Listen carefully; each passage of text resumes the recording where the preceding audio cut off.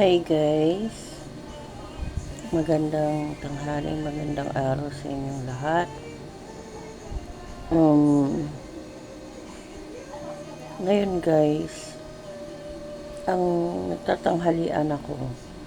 Pero ang aking pagkain, ito, sourdough. Ito, may raisin siya. Tapos dalawang itlog. Ito itlog ng itik. Ito yung itlog ng manok. Tsaka nagkape ako guys. Yan lang ang tanghalian ko ngayon guys. Ayun.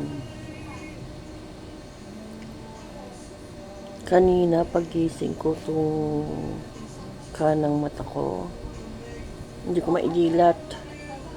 Pulang pula. Tapos inanuhan ko lang siya ng warm towel na para maging maayos siya. Siguro kinagat to ng ipis o tulog ako. Medyo medyo magapang nga eh. Ayun guys. Ngayon, ang schedule ko 2 to 10 ng gabi. 3 araw akong 2 to 10 ng gabi. Nako guys, may babalita ako sa inyo. Si partner parang mawawala ng trabaho. Itong May na. Kasi yung ibang optical na na pag-aari nung lola, nung amo niya, may mga tauhan doon na nagbalita sa kanila na itong optical na pinagtatrabahuan ni partner ay isasara daw ng May. Kaya hindi naman nagulat si partner, pero kasi parang nung una hindi sila naniniwala na ganun nga, may naririnig silang ganun. Pero umano na sa ibang branch na nanggaling na isasara nga daw yung kanilang optical dito sa mall ng Robinson Metro East kung saan nagtatrabaho si partner. Ayun, medyo dismayado si partner. Sana magkaroon sila ng separation fee. Para naman yung separation fee na yun maging puhunan ni partner ko ano man ang gusto niya maging business. Kasi may edad na rin naman si partner. Sabi ko nga sa kanya, mag-online business na lang siya. O di kaya kung ano yung magandang maisip niyang business na pwede talagang pagkakitaan. Ayun, ganun ang nangyayari ngayon sa kasalukuyan. Hanggang May. Pero hindi pa sila sinasabihan ng amo nila. Nababalitaan pa nila yung sa ibang branch. Siguro nag-iisip-isip pa yung amo nila kung sasarado ba o hindi. Kasi sa totoo lang guys, mahina yung optical nila eh. Minsan walang bumibili, 3 araw straight walang bumibili. Syempre, paano yung upa nun, yung rent nun, tapos magbabayad pa sa tao niya. Diba? Kaya yun, nagdadalawang isip na yung may-ari ng optical na isarado na lang. Ngayon, si partner naman, ayun, magiging tao na naman siya sa aming tindahan. Ayun, ganun talaga. At least, kahit papano,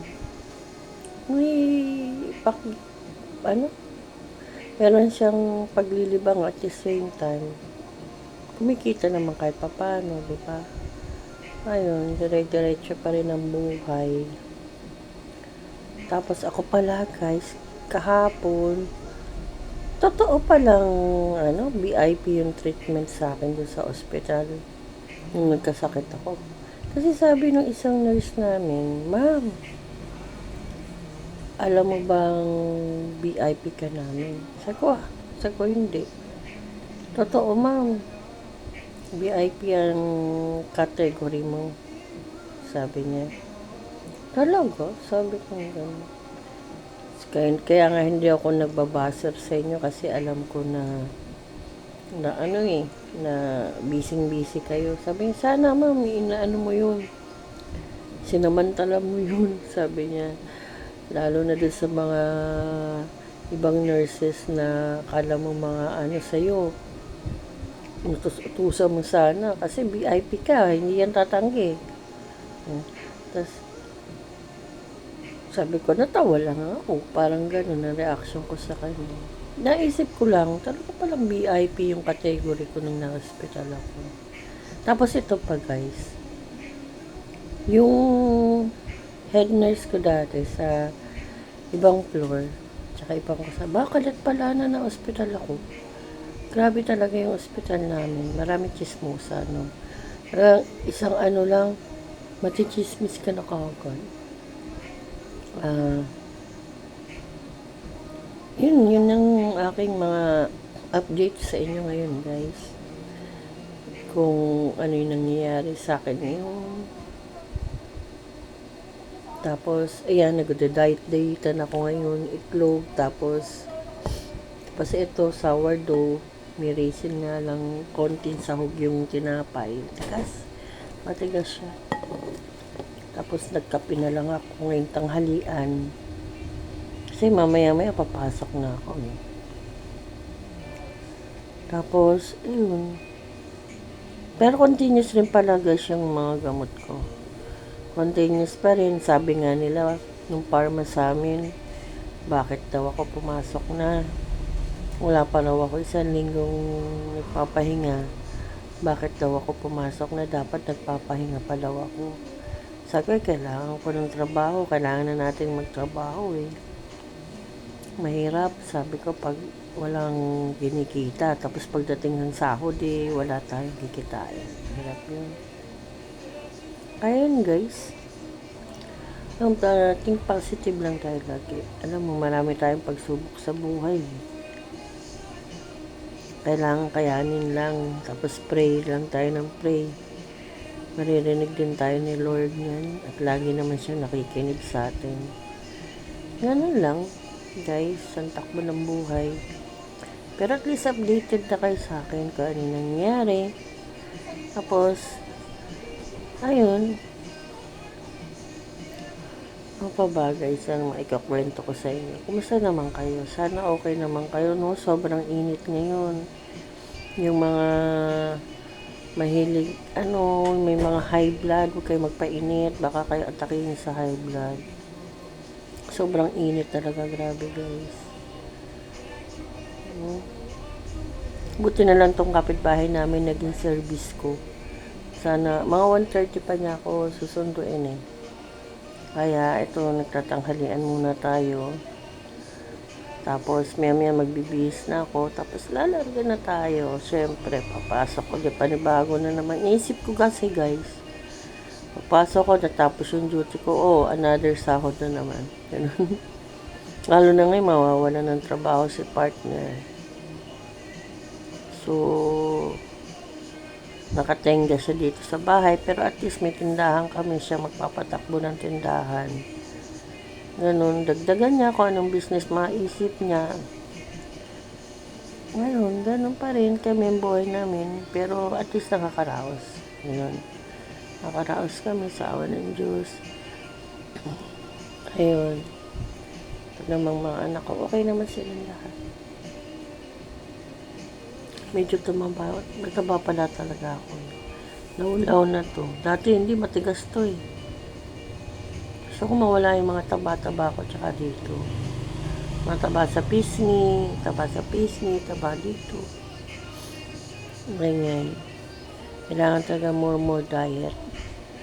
More diet. Si partner, pumayat na rin yun eh. As in, parang dati siyang 85 yata, 83. Ngayon, 79 na lang siya, minsan 80. malaki na rin ang pinayat ni partner. At least, kahit ano naman siya, nag-improve naman siya sa pagda-diet niya. Ayun, pati ako magda-diet na rin. Siyempre, mahirap na. Diba?